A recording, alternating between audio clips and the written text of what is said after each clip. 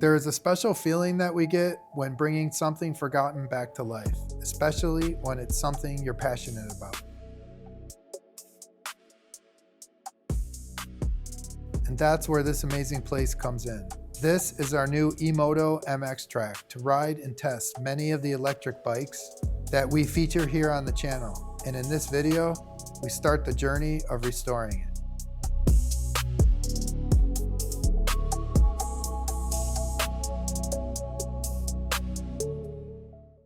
This is the one thing I don't like about this track is there's this one lane road that goes in and out of here. And some parts of it, I have to drive really fast to try to get all the way through quickly before somebody else, so I don't have to back all the way out. It kind of sucks. I mean, this whole area uses this one road. There's not too many people over here, right though, man? It's like farmland, super rural. And it's right on like the northeast coast of Taiwan. The ocean's right there. You can see it in a bit. There's a lot of red clay soil. I think it's called loamy soil. And it's actually really good for making jumps. There's the ocean right here. This is a really nice spot. It's pretty bumpy. I think once we get the equipment, we can fix this, right? Make it really smooth, put some gravel down. Oh, I better roll my window up, man. I need to trim that back. And I gotta trim these trees over here. Scratching the top of the car, I can hear it. Yeah, they gotta trim that one. And we are here. There's the mini excavator. Apparently it works. And we might try to get it running. And there's also this diesel dumper. It's like a diesel powered wheelbarrow and can definitely carry a lot of dirt. We're gonna check that out later and see if we can get that running too. Mostly 250s. Never to be ridden on it again, man. They won't allow the gas bikes here anymore. Police just show up. So I don't know what he's gonna do with these. Who knows? The track had been abandoned for nearly 1 year before we arrived for the first time. The weeds and grass had completely overtaken everything. The first thing to do was to reclaim it with tons of trimming so we could see what condition the jumps were in. The weeds and brush weren't the only problems. Once the track stopped being used, all the natural critters came back. Man, there's hornets everywhere. But by far the worst one was the fire ants. They own this place now, and we are using their track. Every jump is their home. When we first started, I was getting swarmed and stung every single day. But I've learned how to manage to trim around them now. You just have to stick and move. You better run as soon as after I knock it. Oh God, you see him? Dude, don't go too close, man.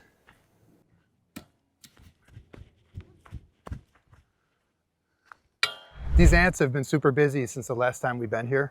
And there's literally fire ants everywhere. Look, man, all of these are new. Let me show you what happens when I trim around one of these. I usually have about maybe 10 seconds to get away. So what I'll do is I'll trim one side and then I'll go over there and trim. And then I will come back later and get the other side.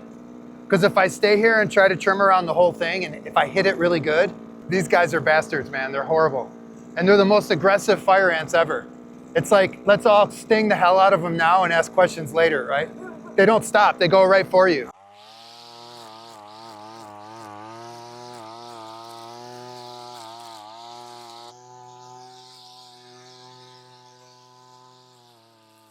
See, that time, I was pretty good that time, right? I didn't really touch it. Oh, here they come. They're freaking out. Yeah, don't get too close, seriously. But if I actually hit it like this,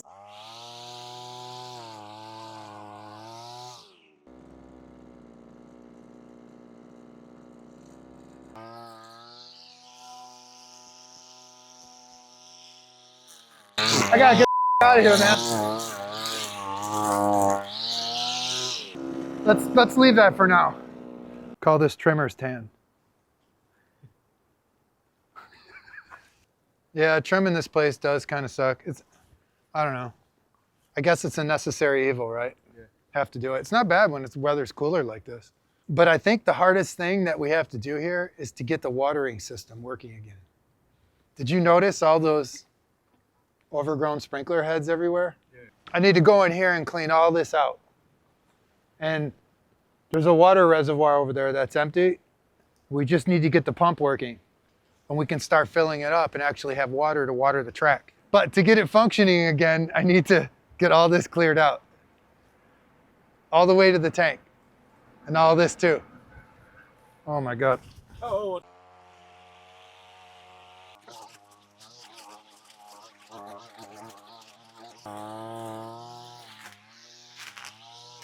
We got the pump running. It actually works. We have water flowing. And you can see here, the way it works is we have this, which takes water in that comes down from the streams. So we got an endless supply of water. And we got like a sump pump in here that pumps the water out, goes through the filter, and fills up this reservoir. And from here, we can basically water the whole place. The bathrooms, the sprinkling system for the jumps, everything. And this whole system is connected to these sprinklers that he has throughout the whole course. And he has all the sprinklers placed just in the right spot so it can properly wet each section of the track. There's a lot of them. And we're gonna fire this thing up later. So now we have pumped water coming in. We can turn this system on and see what works and what doesn't. Each one can be manually turned on or off. And that's why I really don't want to change the layout too much, because he has it all plumbed perfectly. And the layout is actually really good here. It's not bad at all. The jumps just need to be fixed a little bit and reshaped. Let's see if we get water over here. This side should all have water now. We got a broken head. The good news is we have water. The bad news is we lost the pressure because of this. Once the track was mostly cleared, I started bringing the Komodo and Ultraby here to ride so I could see what kind of condition the jumps were in before we started to rebuild any of the track features. Most of the jump takeoffs had rounded lips and had lost their pop. The sweet spots on a lot of the landings were flattened out and rutted. In general, the way that this place is set up is there's 3 main double jumps and then 1 big kicker at the end, single jump. Now, what I mean by double jumps is there's like a smaller setup jump, and then there's the real big jump right after that. Like the setup jump is usually around maybe 25 feet, and then the double jump will be maybe double the size or close to it. Starts here, comes down this straight, come around the corner, goes around this small bend. It's kind of fun to hammer the throttle coming through here and just have it bounce around. And here's the first bank. And it wraps around this way. And this is the edge of the property. So after the first bank, come around here. And we got our first jump. And I patched this up. There was a big divot there, divot here. And we got the first 25-foot table. And I also fixed a rut here from where everybody was landing. It's a lot more smooth now. There was a big divot there. You come off that jump, you don't want to land too far down there because you need to get a lot of acceleration to hit the second part. And then the double jump part is this. It's a nice ramp, almost a 5-footer, 30-foot boomer here, sort of like a step down, so you can't get too up if you come up short. And I filled in all of this rut. This was really bad here. This was probably the worst rut in this whole place. And then here we have the second bank, and I just, again, a ton of trimming in through here. You couldn't even see these banks. The second double jump starts here. This was actually a lot lower and rutted out pretty bad. So the way that this jump is designed is it's designed to kick the bike like this, like rodeo kick it. So as soon as you hit it, the bike has the front end tipping down because the length of this jump where it kicks up is actually shorter than the length of the bike. You want to pop up off that, and you really don't want to go too far. You want to land with your back tire maybe somewhere around this area, and you got to go super hard on the throttle down through here to pop off of this one to clear that 35-foot step down right after it. And here's the landing for that jump. Way down here. The size of this is almost 40 feet. The third lane has this tabletop, which we are going to make bigger, and I'm planning maybe a whoop section or a step-up box for manuals and nose wheelies after that. And finally, on the last lane, there is the biggest jump on the track. It's a 30 to 45 foot long tabletop jump with a longer slope landing that is also on our rebuild list. So in order to bring this track back to life and make these jumps more clean and fun to hit, we were going to need to get this construction equipment working again. Let's check this out.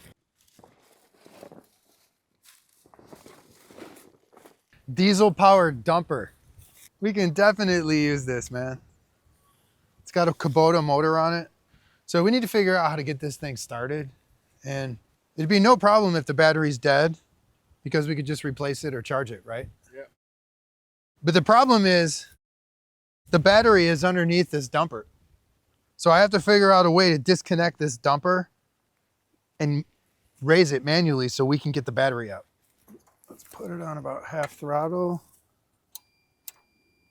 Oh, I hear a beep. No, it's dead, man. So the battery's dead on this thing for sure.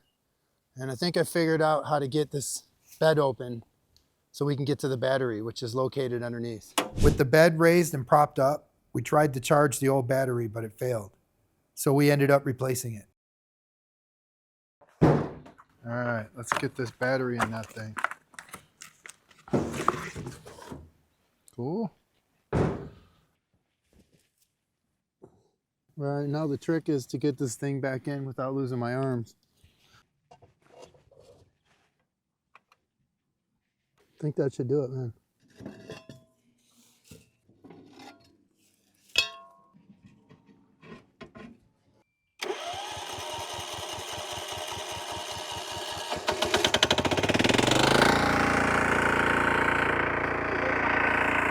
Holy sh**. It's running. Now we can do a little bit of maintenance work on this thing. Let's get these tracks cleaned up, and there's some grease fittings down here that need to be greased up before we can put this thing to work.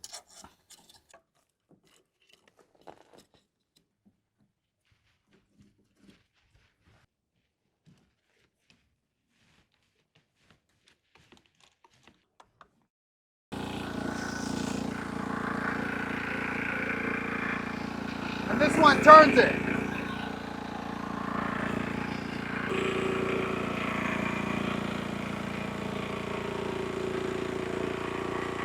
So you know what we gotta do next, right?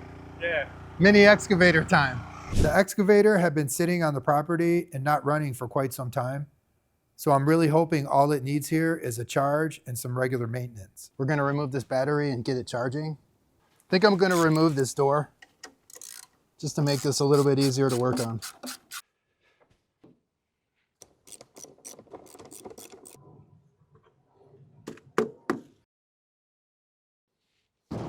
We found this charger in the back room. Let's hook it up. Put this battery in that mini excavator. See if it can start.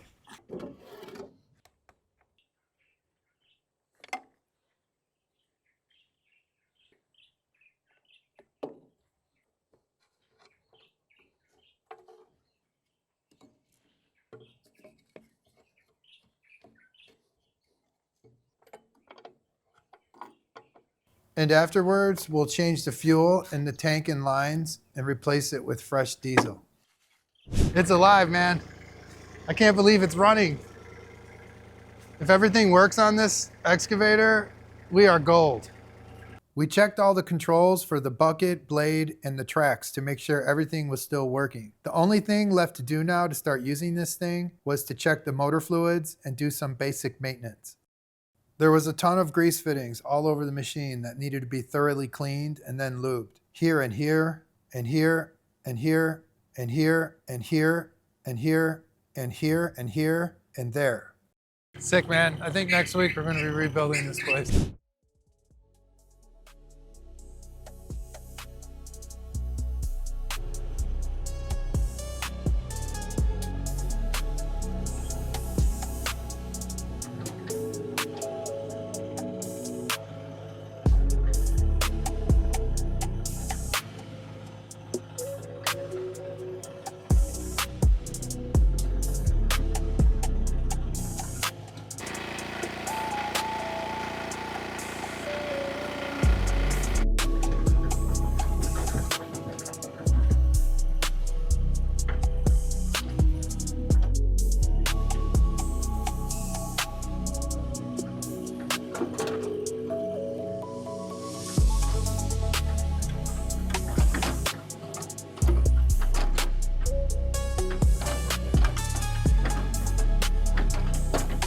I am practicing and learning on this excavator constantly every day so I can rebuild this place to its former greatness and have a sick and proper track where I can ride and test my bikes anytime. We have worked hard and battled many dangers here to bring it back, and I can't wait to see how amazing it will become. Cheers, guys. See you in the next one.